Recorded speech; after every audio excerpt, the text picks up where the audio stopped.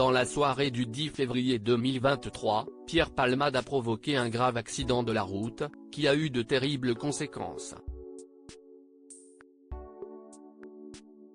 L'humoriste a pris le volant sous l'emprise de stupéfiants pour se rendre au supermarché et son véhicule a heurté de plein fouet celui d'un homme de 38 ans, qui transportait son fils de 6 ans et sa belle-sœur enceinte de 6 mois, qui perdra son bébé suite à la collision. S'il a été établi que cette perte tragique est bien due à l'accident, une expertise médicale avait toutefois conclu que le fœtus était mort avant sa naissance et ne pouvait donc pas être considéré comme une personne aux yeux de la justice. Une conclusion qui avait évité à Pierre Palmade d'être jugé pour homicide involontaire. Cependant, Pierre Palmade n'échappera pas à la justice. Pierre Palmade @ArthurN. Orchardans Lucas AFP. Pierre Palmade face à ses juges ce lundi 27 mai 2024. L'ancienne acolyte de Muriel Robin a été renvoyée en procès pour blessure involontaire, comme annoncé par le parquet de Melun.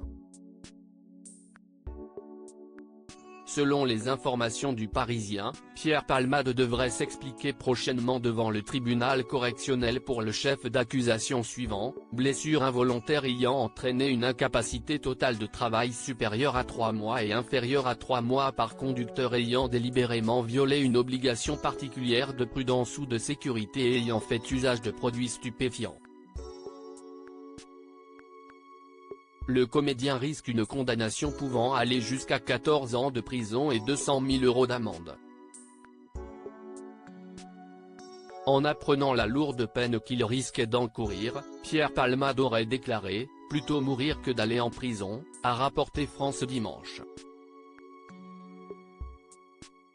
L'hebdomadaire précise que l'ami de Michel Larocque pourrait s'inquiéter des conséquences d'une éventuelle incarcération, d'abord en tant qu'homosexuel mais également en tant que responsable de la mort d'un enfant. Un homme plus seul que jamais ? Après l'accident, Pierre Palmade s'est rapidement remis de ses blessures et a été assigné à résidence au service d'addictologie de l'hôpital Paul Brousse, à Villejuif, dans le Val-de-Marne.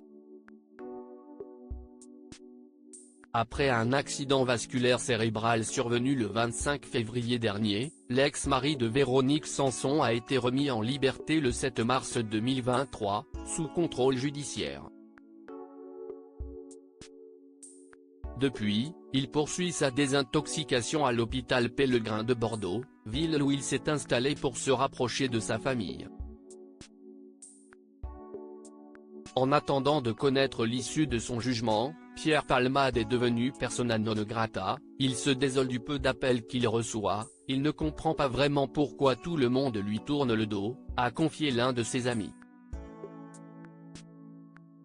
Depuis le drame, l'acteur de 56 ans est totalement clean et se serait remis à l'écriture.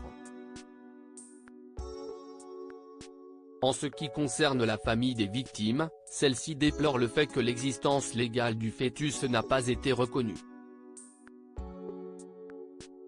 Les parties civiles que nous représentons déplorent évidemment ce choix, au regard des éléments du dossier et du droit positif, mais également au regard de la décence et de l'humanité les plus élémentaires.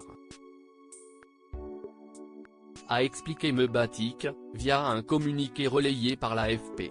Lors de son interrogatoire en première comparution, Pierre Palmade a déclaré regretter profondément d'avoir causé la mort du bébé, « Je suis obsédé par ça, par le bébé qui est mort.